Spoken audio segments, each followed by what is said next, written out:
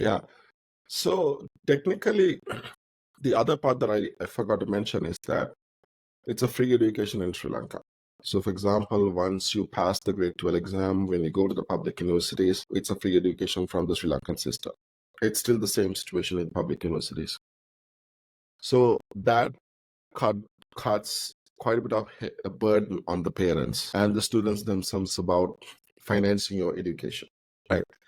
So then the only thing the kids had to do, which I had to do, was to ensure that I would focus on my studies, study regular basis, and then also whether it is through the school, whether it's through some private learning, and to ensure that I would make my commitment to pass the exam. So the parents supported with the home. I mean, you are in luxurious environment, but they treat you so well. They look after you well. They fed you well. They do all your laundry. I mean, technically, I was a spoiled brat. I was the only kid in that family, and then so they supported me very well. So all I had to do was to study, which I did. So comparison to developed countries, I think, so there's a difference between a country like Sri Lanka, who's a developing country, struggling economically compared to many other developing countries too.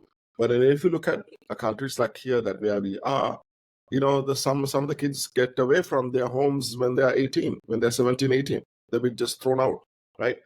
So that still does not happen in Sri Lanka. Like, for example, still they are being looked after very well. In fact, some of the Sri Lankan, I mean, most of the Sri Lankan parents that are in Canada and maybe in the US as well, they still look after their kids when they go to undergraduate education, right? Sometimes even beyond that. I think it's a family commitment. The commitment that you play within our society about looking after your kids to ensure that they be successful rather than throwing out from their home and say, hey, start your career at 17, right? It's a very different philosophy, very different environment of that. But I think there are huge family values attached to that, right? So you will learn a lot from your home, you get supported from your home, and I think it's critical that support is given from the family to the kids and should not consider as a burden from the parents to the kids. Well, I think it's a balanced perspective on that. For example, even in this society, I think, yes, people believe that you have to take the accountability, take the risks, and they understand the challenges of society. I get that, right? But that can also be taken in a different manner.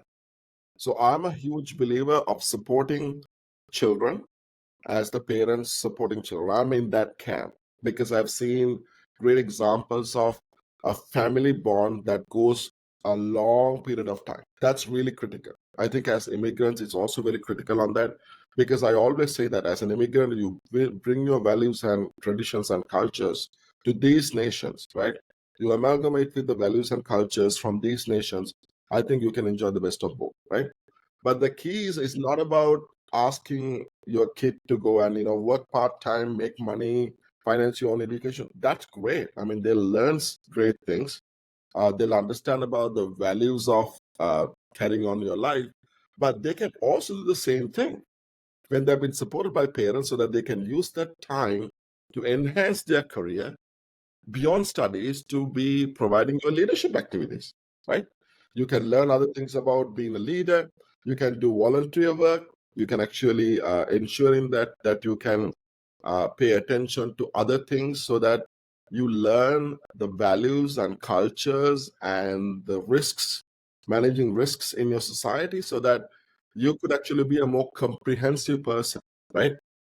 I think that's critical, though. I still value that supporting parents, supporting kids through parents is really critical because then they get to learn other things beyond that.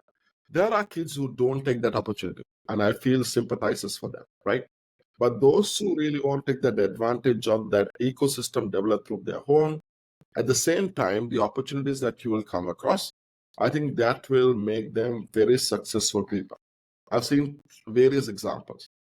I've seen examples from my own culture, right? I've also seen some failures from my own culture because some of them are being looked after without giving a proper vision. And if they don't get the vision, then the work plan, of course, they will not be successful, right? So it's a really a tough balance of that. But I do also understand not all parents cannot support their kids. They have financial challenges. They have their other career challenges. There are limitations on that. So it's a balance of that.